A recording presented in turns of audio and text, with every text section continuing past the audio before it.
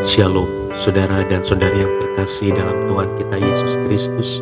Marilah kita luangkan waktu beberapa menit untuk berkencan dengan Tuhan saat ini, agar dari hari ke hari kita semakin dekat dengan Tuhan, sehingga hidup kita semakin diberkati dan menjadi berkat. Pembacaan dari surat kepada orang Ibrani bab 13 ayat 5 sampai dengan 6. Janganlah kamu menjadi hamba uang, dan cukupkanlah dirimu dengan apa yang ada padamu. Karena Allah telah berfirman, Aku sekali-kali tidak akan membiarkan engkau, dan aku sekali-kali tidak akan meninggalkan engkau. Sebab itu dengan yakin kita dapat berkata, Tuhan adalah penolongku, aku tidak akan takut. Apakah yang dapat dilakukan manusia terhadap aku? Demikianlah sabda Tuhan, syukur kepada Allah. Saudara dan saudari yang terkasih dalam Tuhan kita Yesus Kristus, seseorang memasuki ruang praktik dokter dan mengatakan bahwa ia mengalami depresi. Dunia memperlakukannya dengan kejam dan ia merasa seorang diri. Dokter itu berkata, pergilah melihat pertunjukan badut yang diperankan oleh Pagliacci. Kamu akan merasa lebih baik.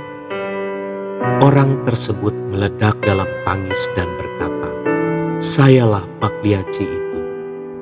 Di tempat lain, Robin Williams, seorang aktor komedi, mengakhiri hidupnya dengan bunuh diri karena depresi. Ia menghibur hati begitu banyak orang dengan leluconnya, namun ia tidak mampu menghibur dirinya sendiri yang gundah gulana. Ia menjalani kehidupan dengan berjubahkan badut yang menunjukkan wajah yang gembira, namun di dalamnya penuh duka dan keputusasaan. Sebuah surat kabar menyatakan, bagaimanakah hal ini dapat terjadi? Betapa mengejutkan, memilukan, dan sebuah kehilangan yang besar. Setiap hari ia membuat orang-orang di sekitarnya tersenyum. Namun dari hari ke hari, ia makin tenggelam dalam kehampaan hidup. Apakah pelajaran kehidupan yang dapat kita ambil dari kisah tragis kehidupan aktor komedi ini? Saudara dan saudari yang terkasih dalam Tuhan kita Yesus Kristus, depresi adalah keadaan mental seseorang yang kehilangan gairah hidup karena tekanan persoalan. Dalam sebuah interview, Robin Williams mengatakan, arahkan pandanganmu pada dunia dan lihatlah betapa kehidupan terkadang terdampar pada situasi yang mengerikan dan harus menghadapi ketakutan yang ada. Bagaimanakah kita dapat mencapai kebahagiaan jiwa di tengah-tengah dunia yang membawa kita pada keputusasaan? Pertama, kita harus memiliki kekuatan untuk bertahan dengan tidak membiarkan persoalan membuat kita terpuruk. Ketika Yosua harus berjalan menduduki tanah Kanaan yang jauh lebih kuat, Tuhan berkata, kuatkan dan teguhkanlah hati.